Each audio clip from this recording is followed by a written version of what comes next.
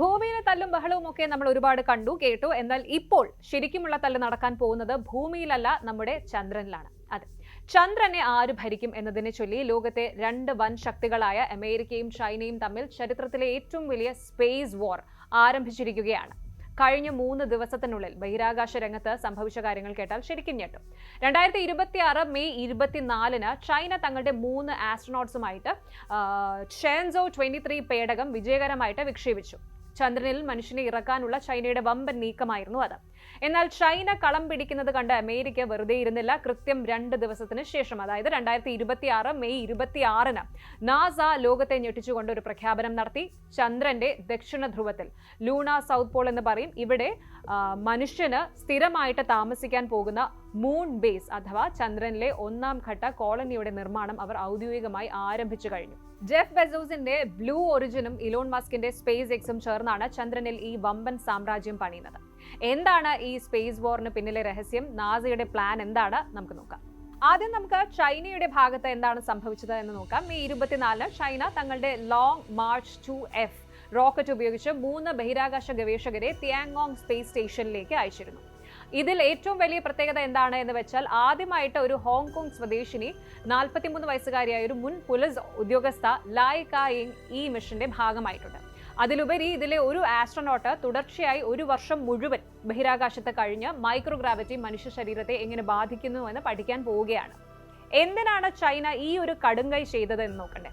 കാരണം മറ്റൊന്നുമല്ല, 2030ഓടെ ചന്ദ്രനിൽ തങ്ങളുടെ ആസ്ട്രോനോട്ടുകളെ ഇറക്കുമെന്ന് ചൈന പ്രഖ്യാപിച്ചിട്ടുണ്ട്. അതിനുള്ള കൃത്യമായ ഹോംവർക്കാണ് ഈ ഒരു ഷെൻസോ 23 മിഷൻ എന്ന് പറയുന്നത്. ഇനി ചൈനയുടെ ഈ ഒരു വേഗത കണ്ടിട്ടാണ് നാസ ഇപ്പോൾ തങ്ങളുടെ മൂൺ ബേസ് പദ്ധതികൾ പെട്ടെന്ന് പരസ്യമാക്കിയത്. യഥാർത്ഥത്തിൽ നാസയ്ക്ക് ഇതിനൊരു വലിയ ആത്മവിശ്വാസം നൽകിയത് കഴിഞ്ഞ മാസം, അതായത് 2026 ഏപ്രിലിൽ നടന്ന ആർടെമിസ് 2 ദൗത്യത്തിന്റെ വമ്പൻ വിജയമാണ്. 4 ആസ്ട്രോനോട്ട്സുമായിട്ട് ചന്ദ്രനെ വലം വെച്ച് ചരിത്രത്തിലെ ഏറ്റവും ദൂരമുള്ള ബഹിരാകാശ യാത്ര നടത്തിയാണ് ആർടെമിസ് 2 പേടകം ഭൂമിയിൽ തിരിച്ചെത്തിയത്. അതിന്റെ തിയറി വെച്ചുകൊണ്ട് നാസ അഡ്മിനിസ്ട്രേറ്റർ ജെയ്റഡ് എക്സ്മാൻ മെയ് 26-ന് പ്രഖ്യാപിച്ചിരിക്കുകയാണ്.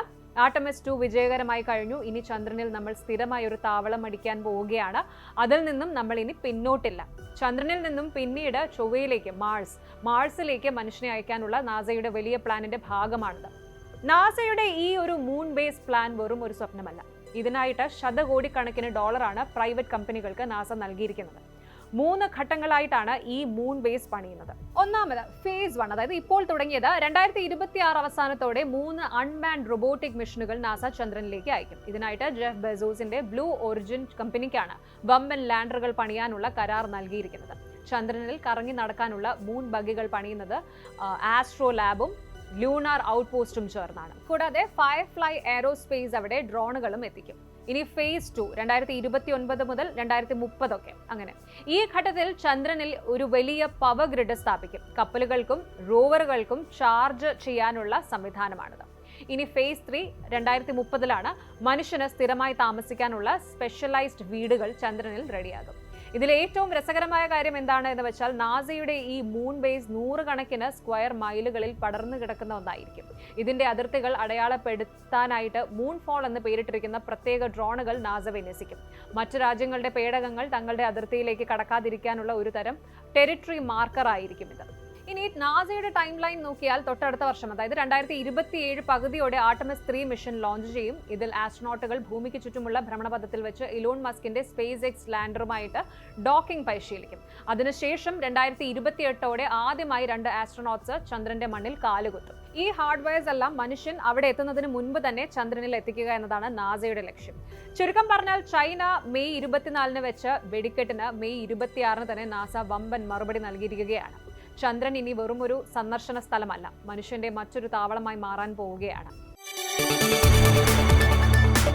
കൂടുതൽ വാർത്തകൾക്ക് news 18 Keralam YouTube channel subscribe ചെയ്യുക.